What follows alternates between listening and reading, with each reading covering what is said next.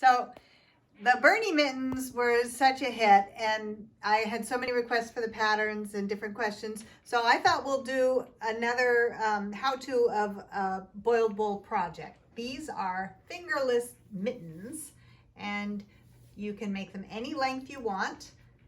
And it's the same idea, the boiled wool on the outside with the fleece on the inside. And I do have a confession, I don't actually make my own fleece with ground up bottles. That was a lie. Sometimes I lie.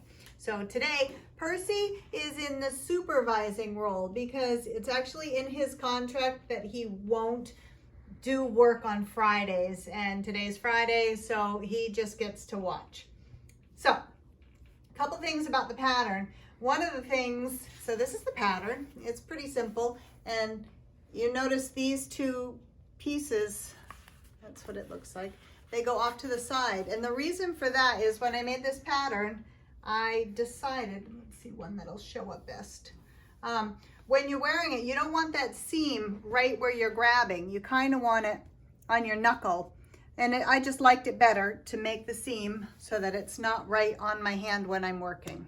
So when they're together, that seam is over there because there's a tiny little bit of a bump there. So that's why that pattern is shaped like it is. This is so simple. You're going to take your old sweater, you're going to wash it in hot water, you're going to dry it in the dryer. You can even wash it twice. I like to get it shrunk as much as possible. And then you're going to press it out. Pressing it out is pretty important. It makes it nicer to work with. It just do it. So then you're going to take your pair and you're putting them right sides together. This one is a thicker wool sweater, so I'm using a micro fleece, and I didn't have any micro fleece, so I had an old micro fleece sweatshirt that had lots of holes in it on a seam, so it was no good. So that's what I'm using on this one.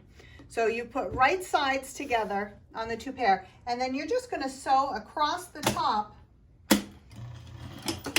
on both pieces. So these are the thumbs, and this is where your fingers go. So we're just going to sew across, and I like to do it on a fairly small stitch and to give it a tiny bit of a pull as you're stitching so that when you're wearing it, it'll have a little stretch to it.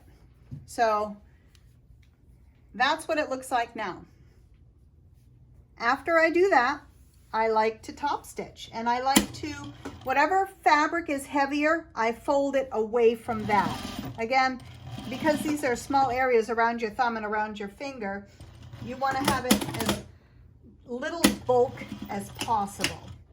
So you're top stitching on all of your seams, and then let's finish that because I've got some further along. After you top stitch, your top stitch is pretty close to your seam.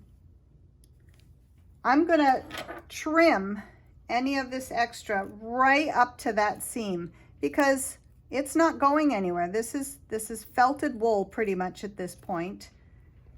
And I want neat and tidy little seams. So I've sewn them together, I've top stitched, I've trimmed. Then you're going to take your long piece and you're going to fold it lengthwise like that. And we're going to sew up our side seam. And I could do that now for you. And I would sew all the way up, and you are going to very carefully match your two side seams here. I'm not much of a pinner, but that's one place I'm going to pin. Pins seem silly, you know, you just put it in and then you have to take it out after.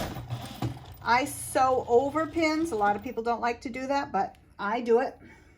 So you sew up your side seam. Take that pin back out. So you've got your side seam. And now for the thumb hole, you're going to pin that and line it up nicely, and you're going to stitch around that hole. And I have pre-pinned this one here, matched up perfectly. I'm going to stitch around that. I sew over pins, but I don't sew over pin heads, at least not on purpose. So I like to sew around it one time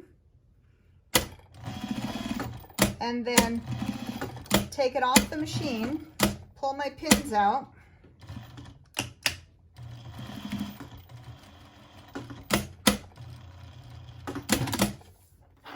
And I like to look it over and make sure, because of the shape, you want to make sure it didn't get off the edge anywhere. It didn't. It's close to, but not off. And then I trim it nice and close. Again, this is the area between your thumb and your fingers. So that's an area you want not to have a lot of bulk.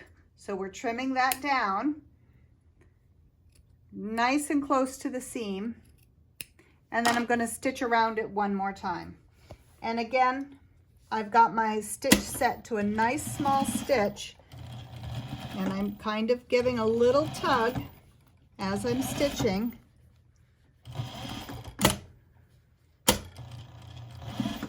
So that it will have movement to it when you're wearing it. Sewn all the way around a second time, and it's perfect. If you need to trim a little more, you can do that again. Looks like I missed a spot, but that's okay. There, all trimmed up. Then you're ready to turn it right side out.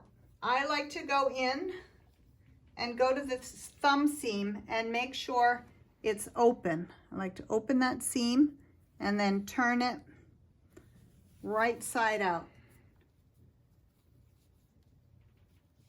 This is right side out here.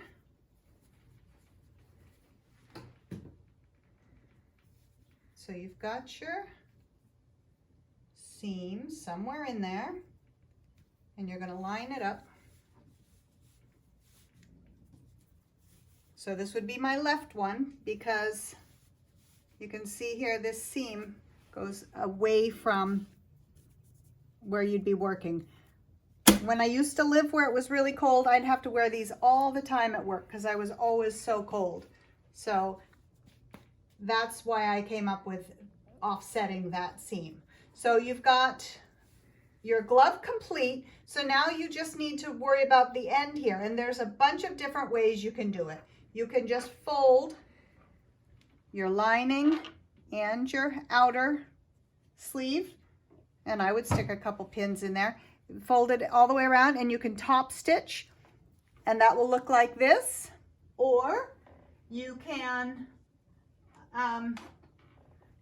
leave your lining a little longer and fold it over and baste that down, and then you can do some decorative stitches with yarn if you wanted to. That would be, and just do a stitch that has a stretch to it. So that would be a really cute finish there. Or this one, this was my cashmere pair I was just working on, and I don't know where the other one is, but this one I was able to use the ribbing of the sweater that is a finished edge. And so I just folded over the lining. This pair is cashmere with a cashmere lining, and these are the best for when I'm milking my yaks.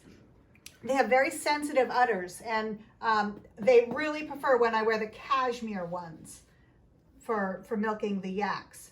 So that's how you make these. If you want a copy of the pattern, I suppose I could photocopy an email, or you could send me a self-addressed stamped envelope, and I'll send you a, well, Percy is actually in charge of. Yeah, the audience is going wild over this video. Calm down, guys. Calm down.